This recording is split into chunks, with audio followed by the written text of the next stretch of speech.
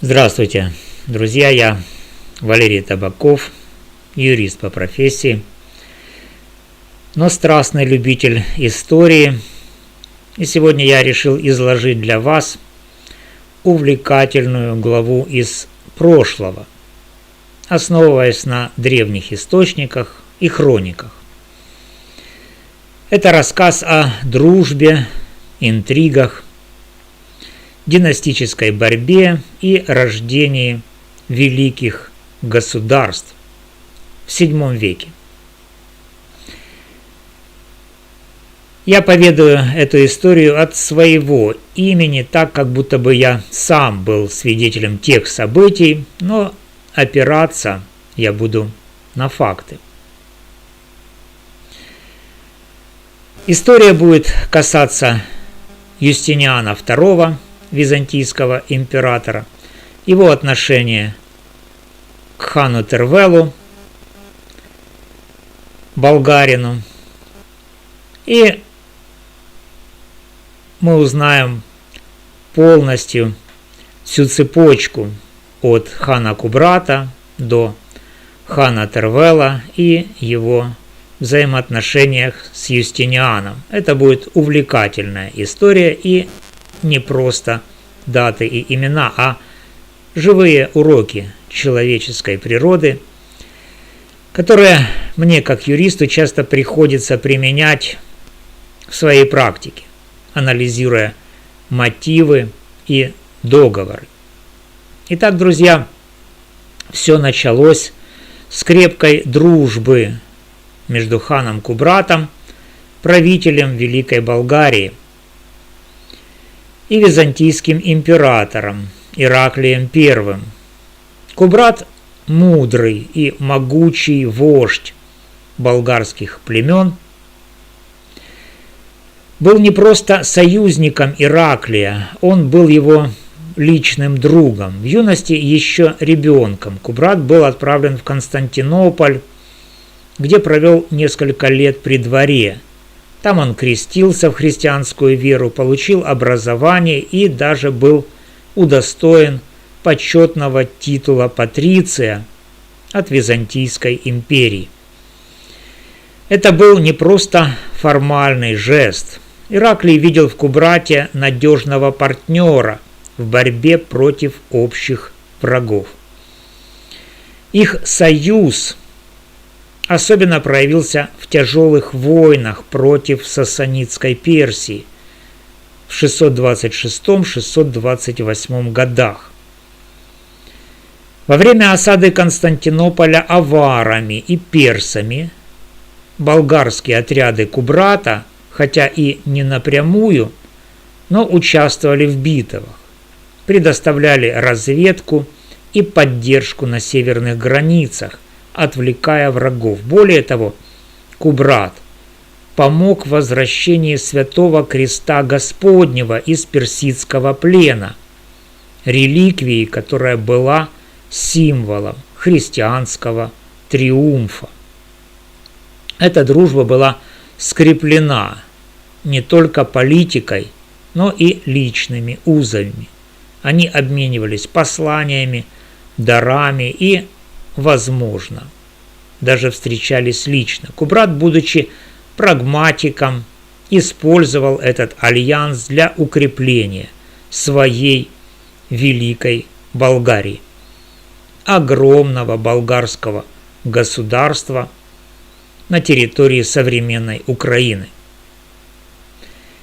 простиравшейся от Кубани до Днепра, в Приазовье, в Крыму и степях Северного Кавказа. Ираклий был женат дважды. Его семейная жизнь стала источником многих интриг. Его первый брак с Евдокией, также известной как Фабия, дочерью влиятельного сенатора. Этот союз был одобрен церковью и обществом, и от него родилось двое детей. Сын Константин III, будущий император, и дочь Эпифания. Евдокия была любимой в народе, скромной, благочестивой женщиной, идеальной императрицей для христианского Рима. Однако она умерла рано, в 612 году, от болезни, оставив Ираклия вдовцом в разгар персидских войн.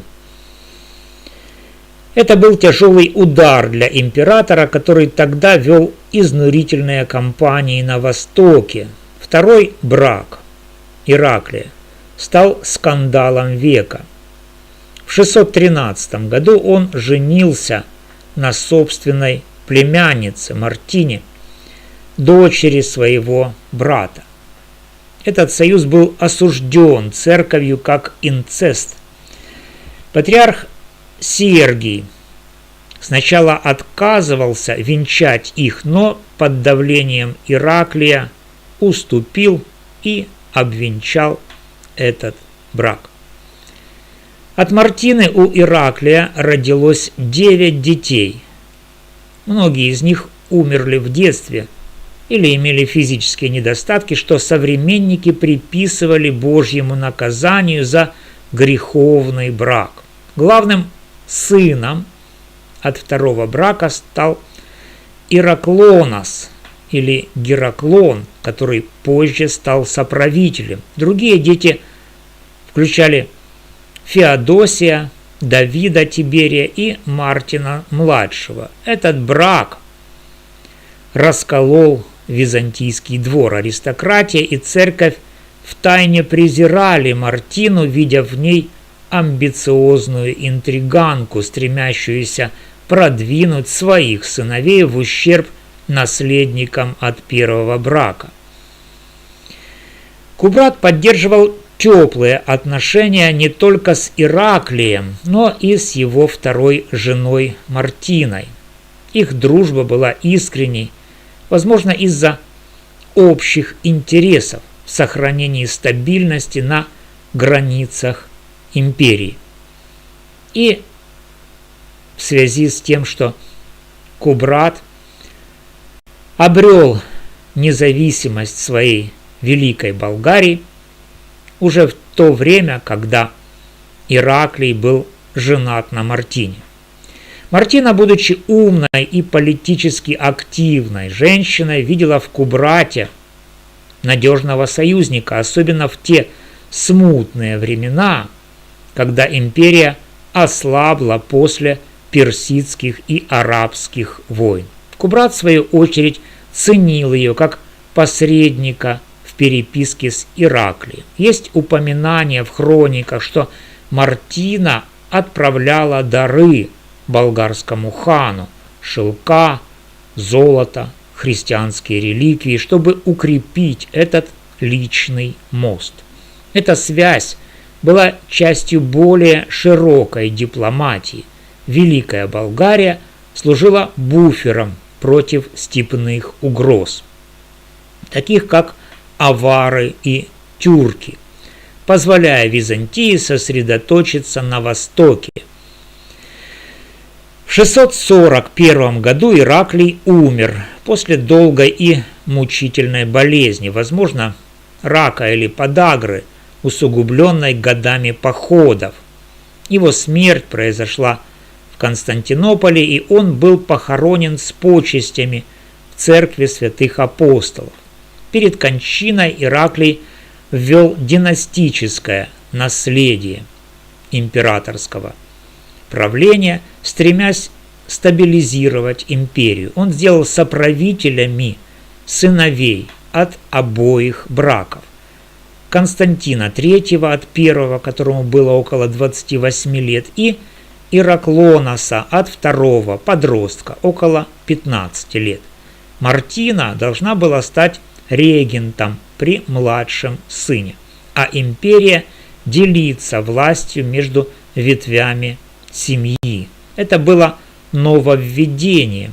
Ираклий, вдохновленный римскими традициями, хотел создать устойчивую династию Ираклиидов, подобно Юлиям Клавдиям.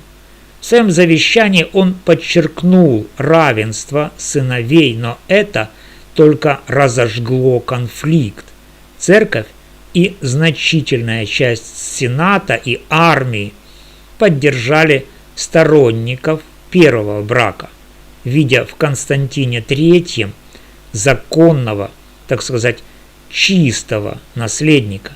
Мартину обвиняли в манипуляциях и даже в отравлении Евдокии, хотя это, вероятно, и клевета.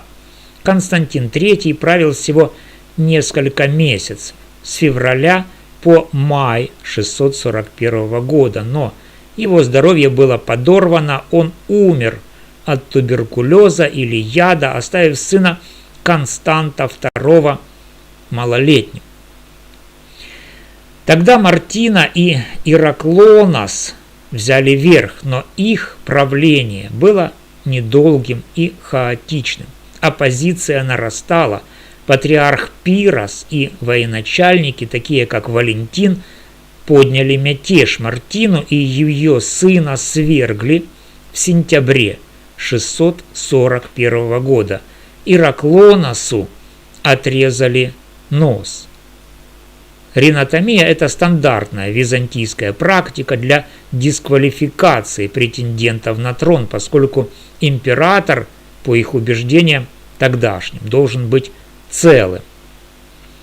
А Мартине отрезали язык, чтобы она не могла интриговать. Их сослали на Родос, где по некоторым источникам они были позже убиты или умерли в нищете. Это был жестокий конец для второй ветви династии, подчеркивающий, как церковь и элита манипулировали наследственным правом в своих интересах. Как юрист я вижу здесь классический случай династического спора, где завещание игнорируется в пользу общественного блага. И это урок для современных семейных дел о наследстве. В отчаянии в то время, во время бунта, после смерти Ираклия, Мартина обратилась за помощью к старому другу, Кубрату, прося военной поддержки для восстановления сына на троне. Она отправила посланников с мольбами и обещаниями земель и титулов. Но Кубрат, взвесив риски и, возможно, не желая ввязываться в византийские интриги, отказал ей.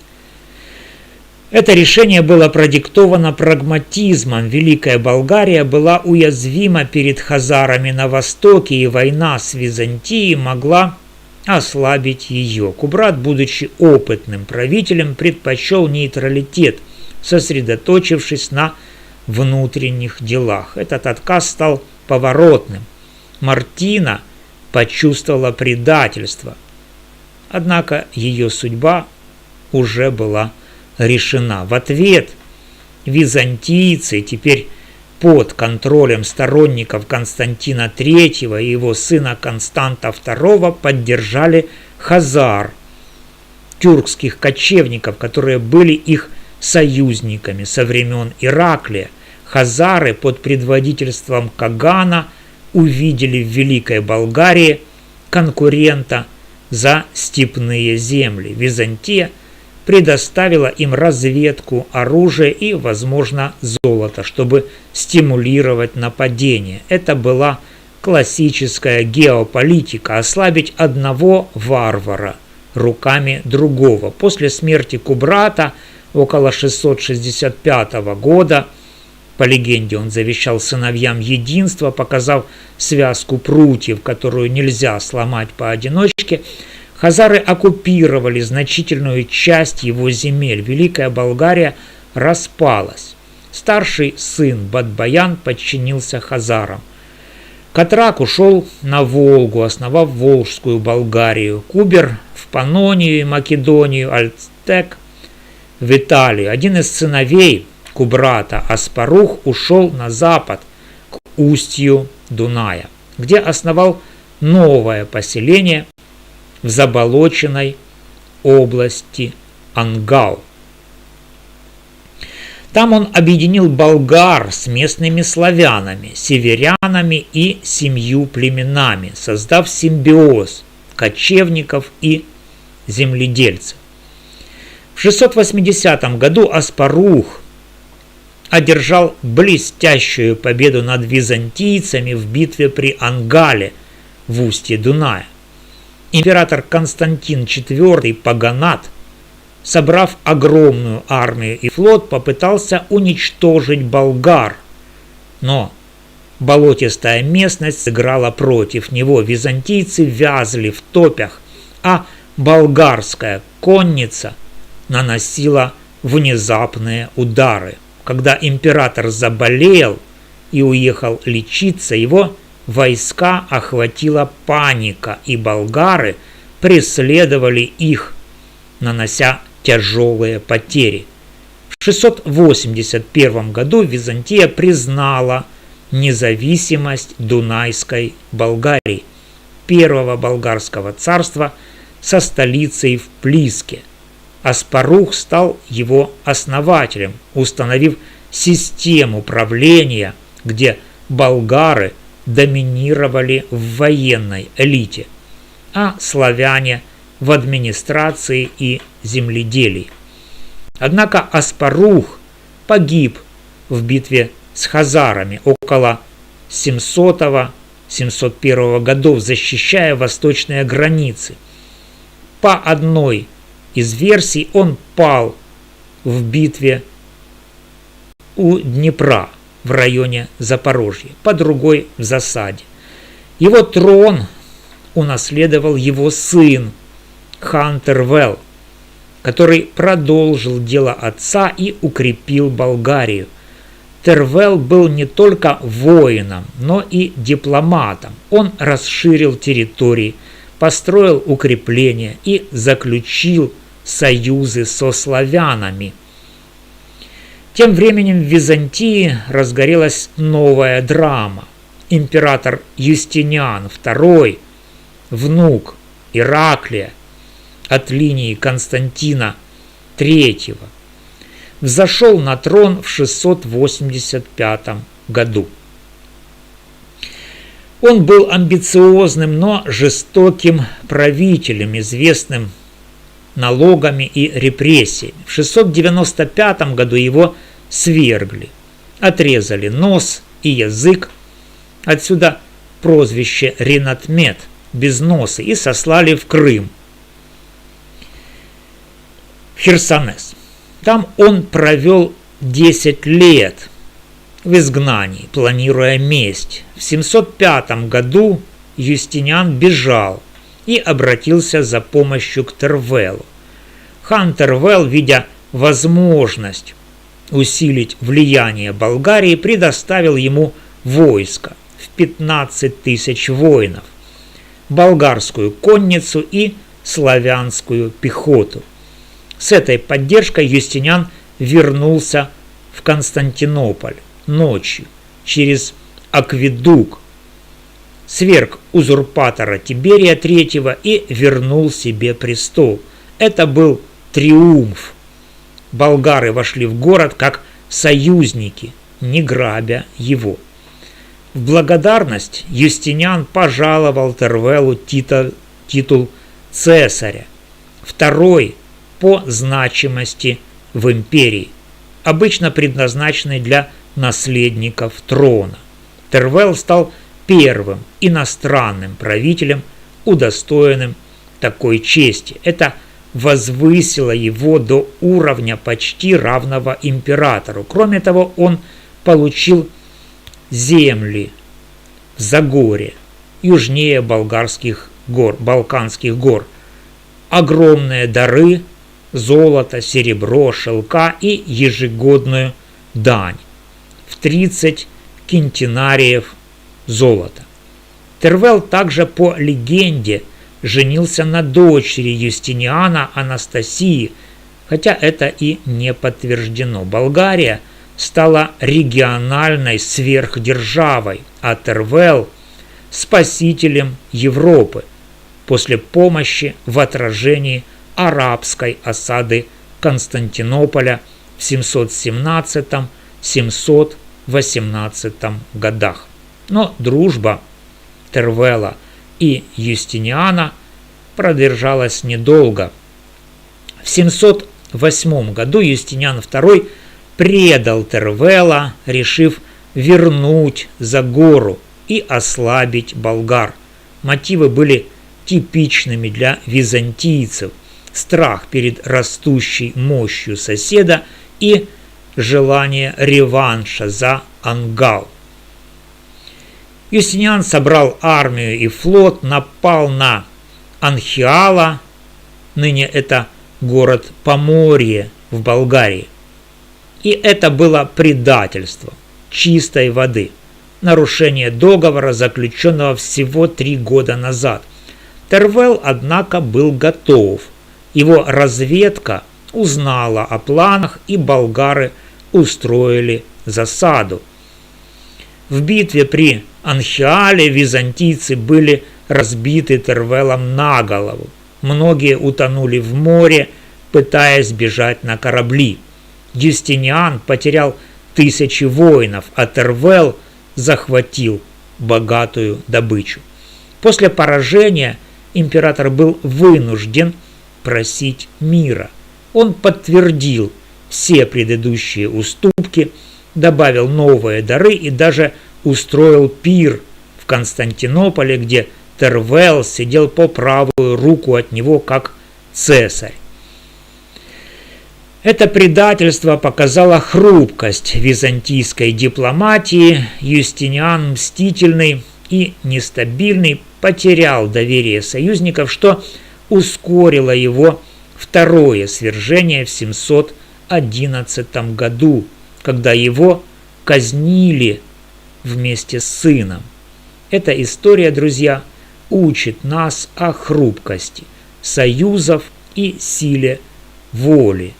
Предательство Юстиниана стало уроком для Тервелла. Он стал осторожнее в альянсах, сосредоточившись на внутреннем укреплении Болгарии. Как юрист я вижу в ней уроки о наследственном праве, договорах и интригах, которые актуальны и сегодня, от семейных споров до международных контрактов. Болгария выстояла, став мостом между степью и Византией, а ее наследие живо в современной Болгарии. Если, друзья, у вас есть вопросы или дополнения, пишите в комментариях, я готов обсудить. Поддерживайте канал, реквизиты для донатов в первом закрепленном под видео комментарии.